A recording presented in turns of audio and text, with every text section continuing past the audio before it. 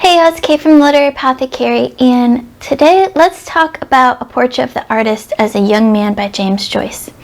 Now, I read this book because it was a bibliotherapy recommendation by the novel Cure. They recommended this for the ailment of a stubbed toe. It's not going to cure your stubbed toe, of course, but it's going to provide you with some different phrases maybe that you can yell at when you stub your toe instead of expletives and swear words. They recommend especially the first paragraph of this novel, and let me get to it. So the first paragraph says, "Once upon a time, and a very good time it was, there was a moo cow coming down along the road, and this moo cow that was coming down along the road met a nice little boy named Baby Tucko. His father told him that story. His father looked at him through a glass. He had a hairy face. He was Baby Tucko. The moo cow came down the road where Betty Byrne lived. She sold lemon plat." And so this book has many of these crazy phrases and sentences in it, just like James Joyce typical writing, that maybe will distract you from a stubbed toe or at least give you something else to say instead of a bunch of swear words.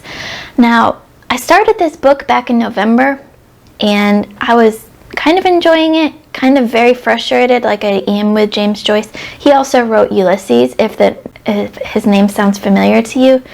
And then I got distracted with the Shelf Space Readathon in December, and then I got distracted with a whole bunch of books I got for Christmas, and I was like, I need to finish this book up. So I pulled up the audiobook of this from my library, and it helped me get through this book a lot, because if you're not familiar with James Joyce's writing, it's very distracting. It jumps from different characters and different times and different places and points of view without telling you that we're jumping there, and you can get really lost if you're not paying close attention. But the audiobook helped me be able to keep track of who was talking, because it had slightly different voices for all the different characters, and it kind of had different intonations for where we were and when we were.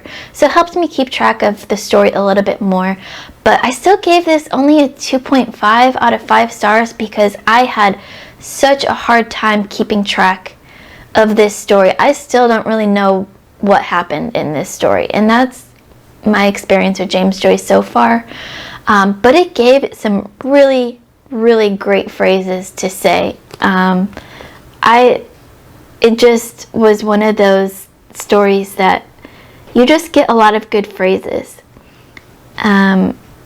A drought is said to be a help in these matters, and that feels like a phrase that you can just say for just about anything.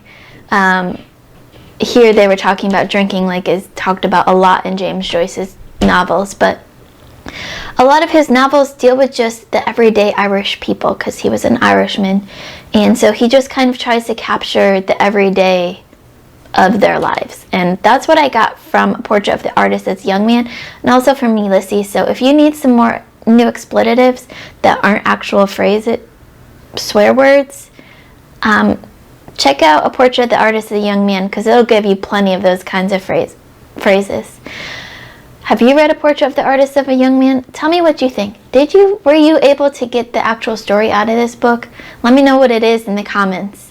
Don't forget to like, comment, subscribe, hit that notification bell. Keep reading, and I love you all to the moon and back.